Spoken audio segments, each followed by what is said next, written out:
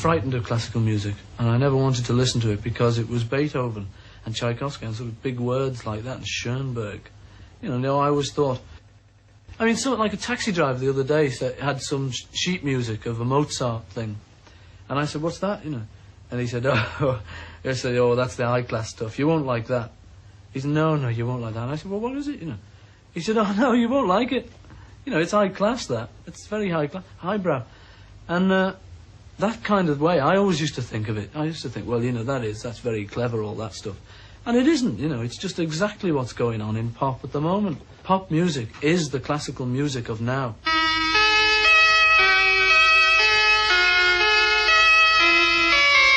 People just take our music and, you know, in a line, and we just sort of say, yeah, she was just 17. And they read everything into that, you know. She was a 17-year-old nymphomaniac working on the streets of Broadway. But, you know, what we meant is she's just 17. But it might mean all the other as well. I don't know, you know. I've no idea if there's any Aeolian cadences and, you know, miasmic climaxes and all of that. I mean, we're the last people to know about our songs, because the pop world's never heard the pop world as such. Because we can't, you know, it's like if you look at a snapshot of yourself, you're looking at what tie you were wearing, or whether you were looking nice in the snapshot.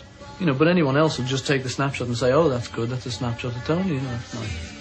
We really just always think of ourselves as just happy little songwriters. Just little rockers, you know, just playing in a rock group. But it gets more important than that after you've been over to America and you've sort of got knighted.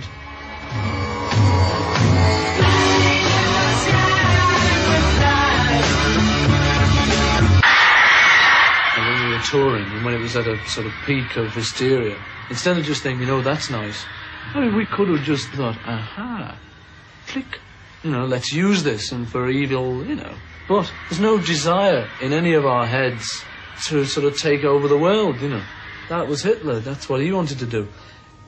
There is, however, a desire to get power in order to use it for good. You've got power, you've got to use it for the good. Because like everyone else, we read the papers, we go through all the things that most people go through. So if everyone wants to say a thing at a certain time, it's handy being a songwriter. You know, you can put your finger on it, like a yellow submarine. You know, that was lucky then.